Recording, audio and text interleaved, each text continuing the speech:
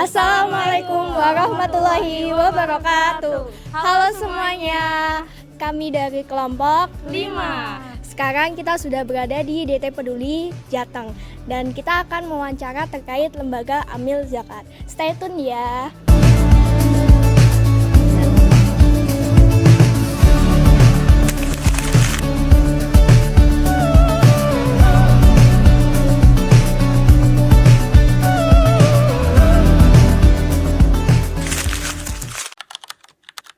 Zakat nasional berada di bawah perizinan di Kementerian Agama, di Kementerian Agama yang mengatur terkait dengan legalitas kelembagaan. Jadi tidak semua orang, tidak semua lembaga punya hak atau punya izin untuk memfunding atau bahasanya itu menggalang dana gitu ya, atau menghimpun dana zakat gitu. Sebenarnya sudah diatur dalam undang-undang zakat, kemudian juga sudah ada aturan juga perizinan dari Kementerian Agama dan lain sebagainya seperti itu. Nah, strategi lembaga, misalkan teman-teman tahu di lembaga zakat itu ada 3 pilar atau 3 divisi lah yang semuanya saling berkaitan. Di lembaga zakat ini ada yang namanya fundraising ya. Fundraising kan penghimpunan dana ya, penghimpunan dana. Kemudian yang kedua ada di bagian operasional yang mengelola, dan yang ketiga di bagian program. Nah, program ini pun terbagi, ada di bagian distribusi, ada juga yang bagian pemberdayaan. Strategi dalam menghimpun dana zakat di tadi divisi yang tadi saya sebutkan, fundraising, program, dan juga operasional. Di fundraising sendiri ada 3 pilarnya, ada 3 pilar ya, 3 bagian di fundraising. Itu yang pertama ada di retail, ada juga yang di corporate, dengan digital fundraising. Sebagaimana diketahui terkait dengan zakat ini banyak masyarakat yang belum banyak aware gitu. Nah, salah satunya memang untuk zakat di DT Peduli karena kami basisnya adalah backgroundnya pesantren ya, sehingga yang sering kami lakukan adalah dengan kajian-kajian gitu. Karena dengan basis pesantren itu kami adakan kajian-kajian rutin terkait dengan zakat, fikih zakat gitu. Selain dengan tadi ya kajian-kajian, zaman sudah tambah maju, modernisasi. Tadi salah satu yang kami lakukan pendekatan via digital fundraising ya, digital fundraising. Maka konten-konten terkait dengan zakat kita sering di sosial media DT Peduli lah. Kurangnya edukasi gitu ya, kurangnya kesadaran masyarakat sehingga mayoritas masih tahunya zakat itu ya hanya zakat fitrah.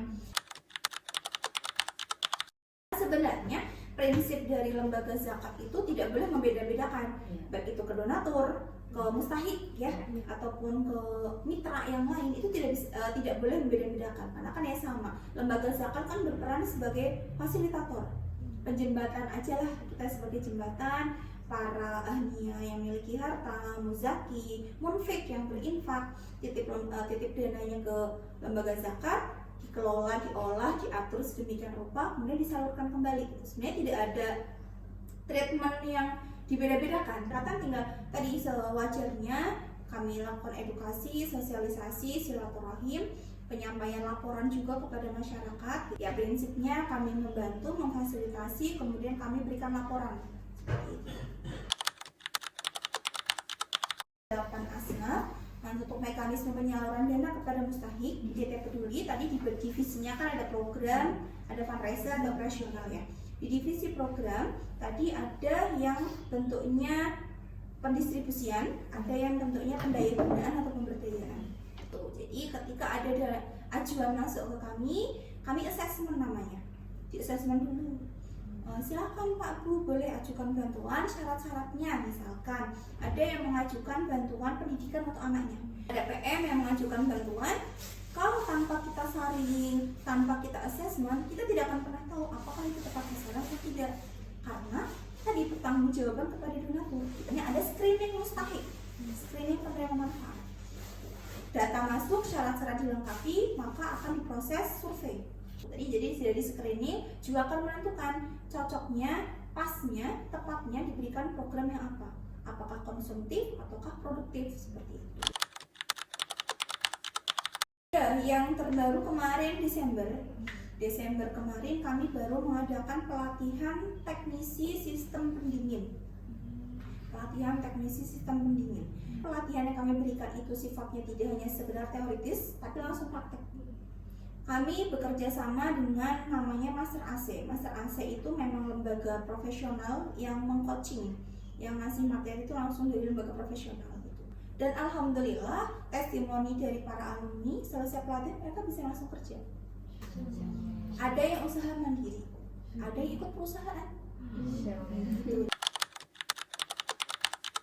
Pasca pelatihan, pasca pemberian bantuan, kami ada yang namanya survei kepuasan. Jadi kita ingin tahu sebenarnya yang kami salurkan itu sudahkah sesuai dengan apa yang mereka butuhkan atau tidak gitu. Evaluasi kita biasanya ada per semester. Karena di lembaga itu kami ada namanya Renstra, rencana strategis tahunan. Diturunkan ke dalam strategi-strategi bulanan. Targetnya tahun ini mau mengentaskan kemiskinan berapa orang, mau membantu anak putus sekolah berapa anak gitu. Tantangan utama itu sebenarnya lebih ke tadi ya calon penerimanya, karena ada yang memang maunya konsumtif aja terus, ada memang secara mindset belum semuanya tuh ya satu frekuensi lah seperti itu. Jadi memang butuh edukasi terus menerus ke sana. Begitu. Kementerian Agama itu memberikan mungkin bahasanya peraturan bahwa lembaga-lembaga zakat yang sudah berizin maka wajib mengadakan 2 audit. Yang pertama adalah audit akuntan publik ya, KAP biasanya akuntan publik. Yang kedua adalah audit syariah. Itu setiap tahun harus dilaksanakan. Jadi itu sebagai bentuk transparansi dan alhamdulillah dari mungkin 13 tahun berturut-turut DT Peduli itu dapat WTP wajar tanpa pengecualian. Insya Allah transparansi seperti itu kami diawasi dari Kementerian Agama untuk audit syariahnya, kemudian untuk itu di audit kantor akuntan publik. Sistem keuangan yaitu yang terkenal di DT Peduli itu namanya ZAIN, ZAIN. Sebenarnya itu zakat infak sedekah sih, ZAIN gitu. Jadi ada sistemnya, masuk input di sistem, nanti data itu bisa langsung masuk ke manajer operasional di keuangan. Itu kami ada di Dewan Syariah. Yang kedua ada kami juga diajari ada yang mengikuti kami itu namanya kode etik, undang-undang perlindungan data konsumen. Ada donatur nitip ke DT Peduli, itu kami membuat surat semacam pernyataan gitu ya, agreement gitu, pernyataan yang menyatakan bahwa kami tidak akan menyalahgunakan database. Misalkan dari 2 tahun, 3 tahun tuh off, ya nanti akan ada kebijakan pernyataan nggak boleh bawa data, sehingga itu meminimalisir penyalahgunaan dari sisi penghimpunan. Antisipasi penyalahgunaan itu, kalaupun penghimpunannya ya tadi kami ada sistem donatur, kemudian tadi ketika ada yang off pun kami kabari kepada para donatur gitu. Nah, kami berikhtiar berhati-hati ke arah sana. Biasanya rekrutmennya kami secara umum, kebutuhan dari masing-masing kantor itu apa saja. Misalnya kami buka secara umum oprek. Yang membedakan di Darut Tauhid kami itu ada karakter gitu ya, karakter Darut Tauhid gitu. Kami ada yang namanya yang diajarkan dari guru kami itu namanya karakter baku, baik dan kuat. Itu yang diajarkan oleh Hakim. Baik dan kuat itu ada disiplin, ikhlas, tawadhu, rajin dan sebagainya. Itu akan diinternalisasi, akan kenalkan ke para santri amil baru. Itu dengan diklatsar, pendidikan latihan dasar. Untuk mengasah ketauhidan, kebergantungan kalian itu seberapa kuat sih kepada Allah. Bagaimana kami itu dari berbagai generasi ini bisa menyamakan frekuensi. Dari beberapa rentang usia generasi kita bisa menyamakan frekuensi biar ya tujuannya tercapai. Begitu. Lembaga zakat itu tergabung dalam asosiasi namanya Forum Zakat. Saya pengurus di Forum Zakat Jawa Tengah. Nah, itu kami di Semarang sendiri ada 25 lembaga zakat yang tergabung dalam Forum Zakat. Nah, itu ada namanya sekolah amil. Jadi dari Forum Zakat itu kami fasilitasi teman-teman lembaga zakat itu untuk mengupgrade kemampuan timnya, menyesuaikan kebutuhan. Ada ikhtiar lah, ada usaha yang disampaikan oleh lembaga gitu agar amil ini pun bisa update gitu, bisa upgrade lah gitu. Visi dan strategi lembaga tadi ya, pengembangan jangka panjang. Sekolah amil itu sekarang sedang mengikhtiarkan yang namanya sertifikasi amil. Itu adalah sertifikasi amil dasar, sertifikasi amil menengah, ada sertifikasi amil akhir gitu. Biar timbul trust. Tujuan utamanya itu untuk mengurangi angka kemiskinan.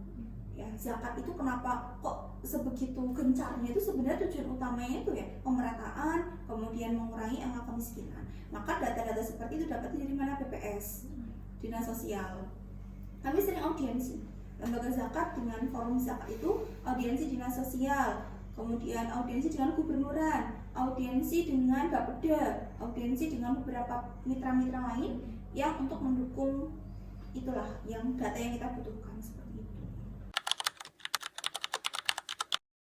Secara gambaran, tantangan besar tadi edukasi di masyarakat, banyak yang belum sadar terkait dengan zakatnya seperti apa, kemudian rekomendasi untuk meningkatkan efektivitas pengelolaan zakat tadi, gencar-gencarnya kampanye terkait dengan zakat dengan berbagai cara, kampanyekan, mengedukasi kepada masyarakat, berbuat dari diri kita sendiri.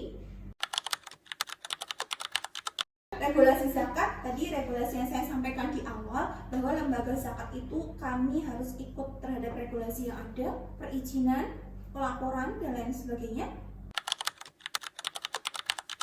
Yang sedang dikembangkan, ya saya berkali-kali sampaikan, memang tadi dengan digitalisasi ya, pendekatan-pendekatan yang sedang kami ikhtiarkan tadi agar memudahkan gitu. Yang menjadi penambah kepercayaan masyarakat adalah ketika dana yang mereka salurkan kelihatan dengan jelas digunakannya untuk apa. Maka ada imbang, kampanyenya kami terus giatkan, programnya juga kualitasnya ditingkatkan. Karena biasanya orang lihat, oh dana zakatku dipakai buat beasiswa mahasiswa misalnya gitu. Inovasi-inovasi yang harapannya tadi ya meningkatkan kepercayaan masyarakat, tidak hanya dari sisi edukasi ke masyarakat berupa kampanye-kampanye yang kita lakukan, tapi juga menyampaikan bahwa ini loh program-program yang kami lakukan ada dampaknya. Karena harapannya para muzaki mesti dari dana yang mereka titipkan pengen ada kebermanfaatannya.